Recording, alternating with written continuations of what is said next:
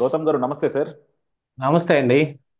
గౌతమ్ గారు, చంద్రబాబు నాయుడు గారు లేకపోతే తెలుగుదేశం వాళ్ళు అధిక అధికారం లేనప్పుడు ప్రతిపక్షంలో ఉన్నప్పుడు మాత్రం అసలు మంచి కార్యకర్తలే మా దేవుళ్ళు, కార్యకర్తలను కాపాడుకోవడమే మా ప్రథమ కర్తవ్యం, చనిపోయిన కార్యకర్తలకు ఎవరైనా సరే మేము అండగా ఉంటామని చెప్తారు.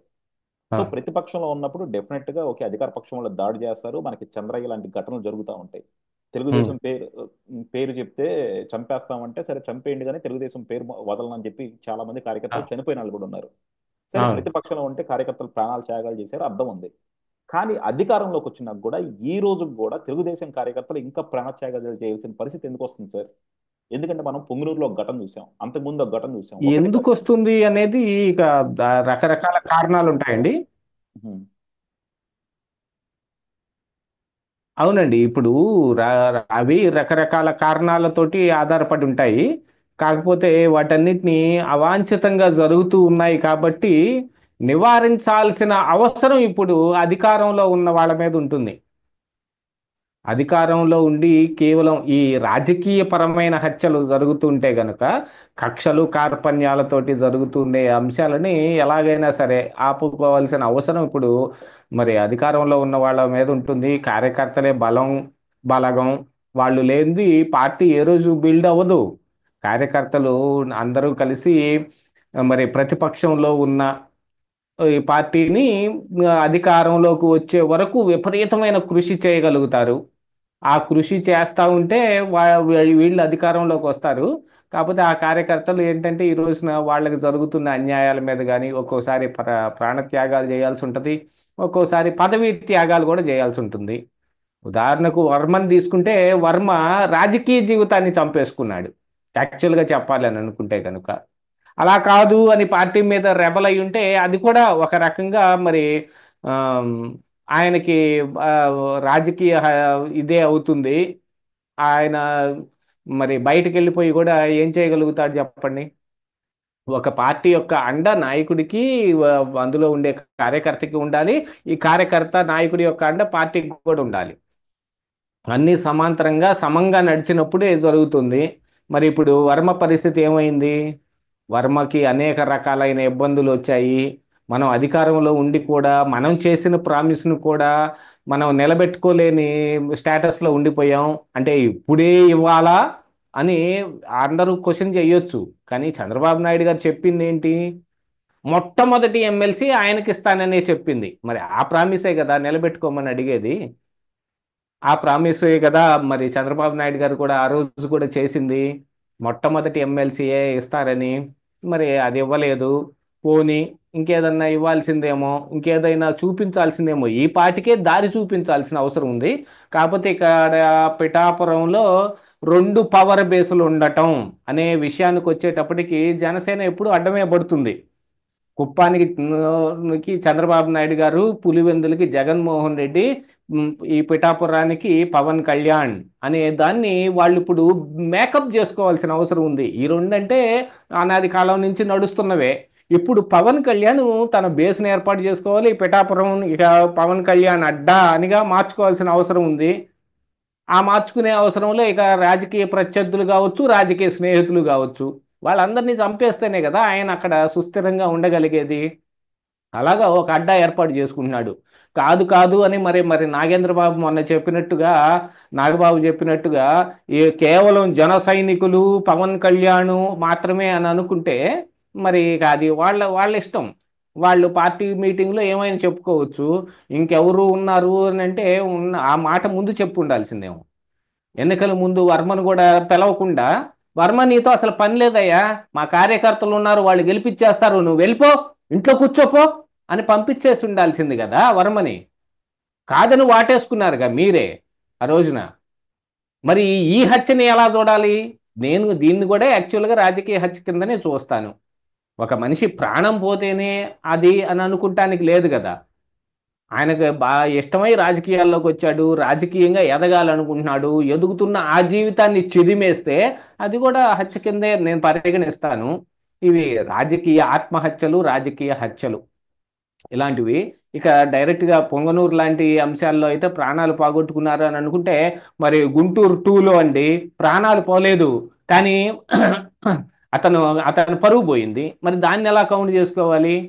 అక్కడున్న ఈ కూటమికి సంబంధించిన ఎమ్మెల్యే గారే ఆ టీడీపీ పార్టీ నుంచి గెలిచిన ఎమ్మెల్యేనే ఆ టీడీపీ అభిమానులు కార్యకర్తల మీద పక్క పార్టీ నుంచి వచ్చిన వాళ్ళ చెప్పుడు మాటలు విని కేసులు పెట్టారు. మరి దాన్ని ఏమనాల్సిన అవసరం ఉంది?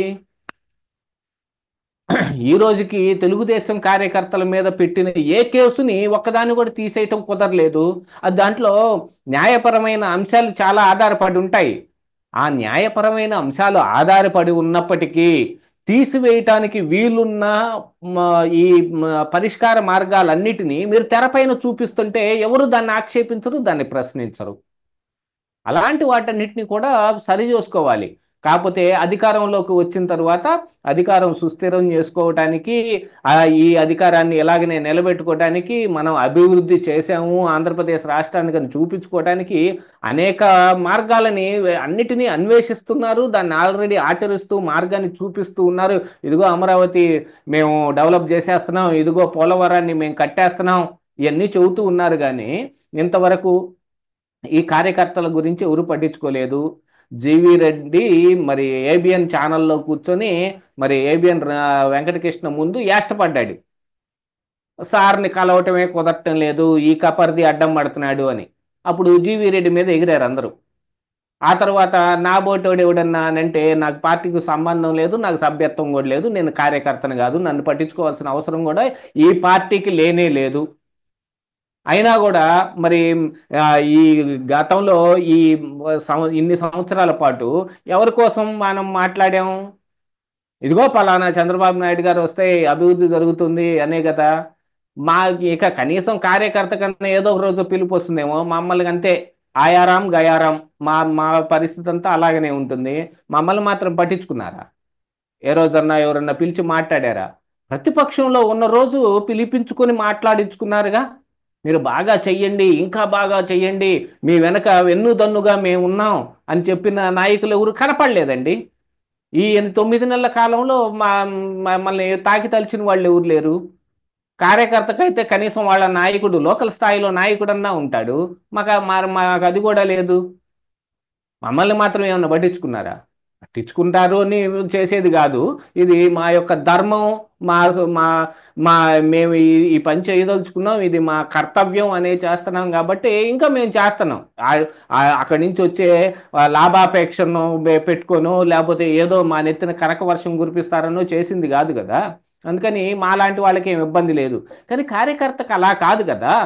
ఈ రోజున మరి చూడండి, పక్క ఛానల్స్లో తెలుగుదేశం కార్యకర్తలే మాట్లాడుతూ ఉన్నారు. అజయ్ సజ్జా ఎన్నో కేసులు పెట్టించుకున్నాడు. ఆయన ఇవాళ పొద్దున్నే నేను ఆయన వీడియో చూశాను. కార్యకర్తను ఎవరు పట్టించుకుంటున్నారండి అని మరి ఆ కార్యకర్తే పెట్టాడు.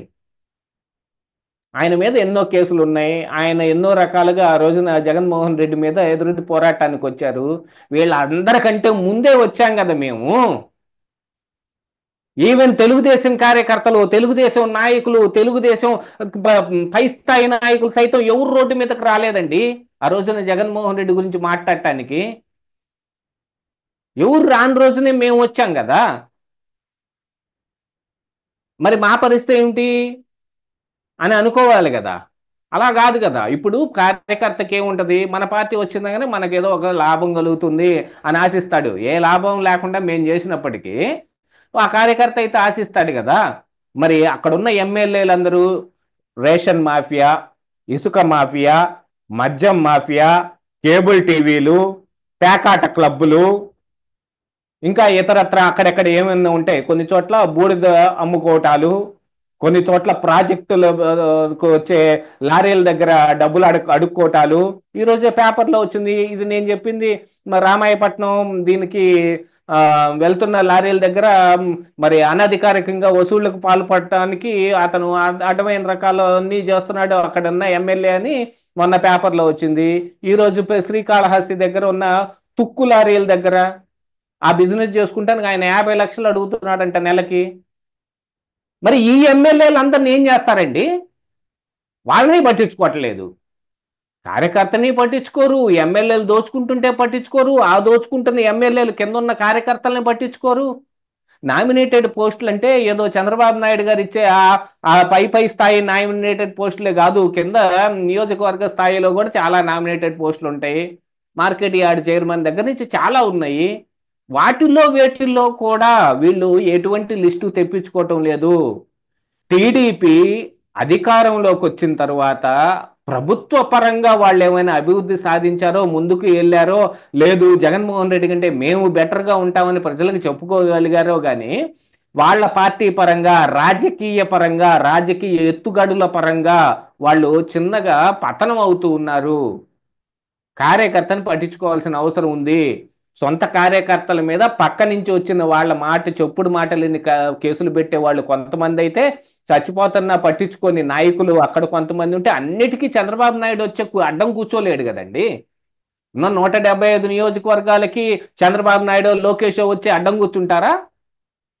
లేకపోతే పల్లా శ్రీనివాస్ వచ్చి అడ్డం కూర్చుంటాడా? ఎక్కడ లోకల్గా అక్కడ ఉన్న నాయకులు వాళ్ళని కాపాడుకోవాల్సిన బాధ్యత ఉంది కదా. మరి అదే కదా నాయకత్వం మీకు ఇచ్చింది. ఇన్ఛార్జ్ అనే పేరు మీకు ఇచ్చే దాన్ని ఎందుకు అడ్డుపెట్టేది? మీకు ఎందుకు ఇచ్చేది?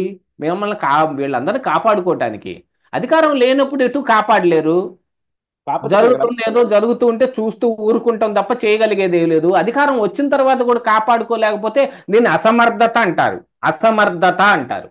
కానీ ఇది ఎలా చూడాలి సార్ అంటే, చిత్తూరు జిల్లాలో ఈ రోజు కూడా పెద్దిరెడ్డి డామినేషనే కంటిన్యూ అవుతుంది. ఎందుకంటే ఈ రోజు కూడా పెద్దిరెడ్డి ఏం చెప్తే అదే జరుగుతుంది. అక్కడ మనం చాలా సార్లు కూడా వింటా ఉన్నాం. అక్కడ ప్రభుత్వ అధికారులు కూడా అంతా కూడా పెద్దిరెడ్డి మనుషులే ఉన్నారు, అక్కడ అంతా కూడా పెద్దిరెడ్డి కంట్రోల్నే ఉన్నది. కానీ కొన్ని విషయాలు కనుక ఇది చూస్తుంటే, పెద్దిరెడ్డి ఆయన ఇన్ఫ్లుయెన్స్ పెంచుకోవడానికి కానీ, లేకపోతే తెలుగుదేశం కార్యకర్తలు ఎవరు కూడా ఆయనకు ఎదురు తిరగకుండా ఉండటానికి కానీ, ఆ కోణంలోనే ఈ హత్య చేశారు అంటే, పెద్దిరెడ్డి చేశారని నేను అంటలా, కానీ ఆ కోణంలోనే అక్కడ రాజకీయ ప్రాబల్యం ఉన్న వాళ్ళు తెలుగుదేశం వాళ్ళని అనగదొక్కడానికి ఈ హత్య చేశారని కూడా అంటా ఉన్నారనమాట. అదేనండి, అదే చెబుతుంది. రాజకీయ పరంగా ఎన్నెన్నో కారణాలకి జరుగుతుంటాయి. అందులో కేవలం ఇక ఆధిపత్యం ఒక్కటే కదా మరి రాజకీయంలో పనిచేసేది. ఆ దాని ప్రకారంగా అది జరగాల్సింది అది జరిగింది. అవాంఛనీయ సంఘటన జరిగింది. కానీ తర్వాత తీసుకున్న చర్యలు కానీ, ఇక మీదట జరగకుండా ఉండటానికి ఉన్న చర్యలు కానీ ఏం తీసుకుంటున్నామో తెలియదు. ఈ రోజుకి కూడా పెద్దిరెడ్డి రామచంద్రారెడ్డి మీద ఎన్నో రకాలైన అభియోగాలు వస్తున్నాయి. పేపర్ల నిండా ఈ సర్వే నెంబర్లతో సహా ఆ, పైన డ్రోన్లతో తీసిన ఫోటోలతో సహా ప్రచురితం అవుతూ ఉన్నాయి. అందులో అటవీ భూముల్ని ఆక్రమించి మరీ పెద్ద వ్యవసాయ క్షేత్రం చేసుకున్నాడు అనుకున్నా, ఎక్కడో తనకు సంబంధం లేని ఒక రెవెన్యూ శాఖలోకి వెళ్ళిపోయి, అదేదో వాళ్ళ పార్టీ మరొక నాయకుడికి ఇచ్చిన శాఖ అయినప్పటికీ కూడా సివిల్ సప్లైస్ దాంట్లోకి వెళ్ళిపోయి సీజ్ ద షిప్ అన్నాడు పవన్ కళ్యాణ్. ఆయన కింద ఉన్న ఆ అటవీ భూముల్ని కాపాడుకోవటానికి అటవీ మినిస్టర్ ఆయనే కదా, మరి అటవీ శాఖ మంత్రి. ఆయన ఇంతవరకు దాని మీద నోరు మెదపలేదు. Why? What is the reason? మీకు బంధువు అవుతాడేనా? మీరు కాపాడే ప్రయత్నం చేస్తున్నారా? ఇదే కదా ప్రజలు భావించాల్సి ఉంటుంది. మీకు ఎలా బంధువు అవుతాడో అది ఊరందరికీ తెలిసిందే. మీరు నోరు మెదపకుండా ఉంటే అంతే. మౌనం అర్ధాంగీకారం అన్నారు. అంటే మీరు మౌనంగా ఉన్నారు అంటే సగం, తప్పైనా ఒప్పైనా మీరు సగం అంగీకరించినట్టే. మౌనం అర్ధాంగీకారం. మాట్లాడాలి, నోరు తెరిచి మాట్లాడితేనే మీ భావన ఏంటని బయటకు తెలుస్తుంది. నర్మగర్భంగా నాగబాబు మాట్లాడేస్తాడు మీకు కావాల్సిన వాటి మీద. లోకేష్ ని ఉప ముఖ్యమంత్రిని చేయాలని తెలుగుదేశం కార్యకర్తల్లో ఒక ఊపు వచ్చిన రోజున మీ మీ ఉన్న కార్యకర్తలు కానీ, మీ నాయకులు కానీ ప్రతి ఒక్కళ్ళు మాట్లాడతారు. Why? What for? Peddireddy Ramachandra Reddy మీద ఎందుకు నోరు లెగవటం లేదు మీకు? కేవలం పవన్ కళ్యాణ్కే కాదు, టీడీపీ వాళ్ళకు కూడా లెగవటం లేదు. వాళ్ళతోటి లోపాయికారి ఒప్పందం ఉందా? లేదు. పైన అధిష్టానం అంటే మీ కూటమిలో ఉన్నారు కాబట్టి, కేంద్రం నుంచి మీకు చాలా నిధులు కూడా రావాల్సిన అవసరం ఉంది కాబట్టి, కేంద్రంలో ఉన్న పెద్దలతోటి మిథున్ రెడ్డి సంప్రదింపులు చేస్తా ఉన్నాడు కాబట్టి, గతంలో కూడా ఆ మిథున్ రెడ్డి ద్వారా వాళ్ళకి సంప్రదింపులు బోల్డన్ని జరిగాయి కాబట్టి, ఈ రోజుకి కూడా కేంద్రంలో ఉన్న వాళ్ళకి యొక్క అభయహస్తం ఈ పెద్దిరెడ్డి రామచంద్రారెడ్డి మీద, ఈ పెద్దిరెడ్డి మిథున్ రెడ్డి మీద ఉంది కాబట్టి మీరు నోరు మెదపరా? అవతల పక్కన కార్యకర్తల ప్రాణాలు పోతూ ఉన్నాయి.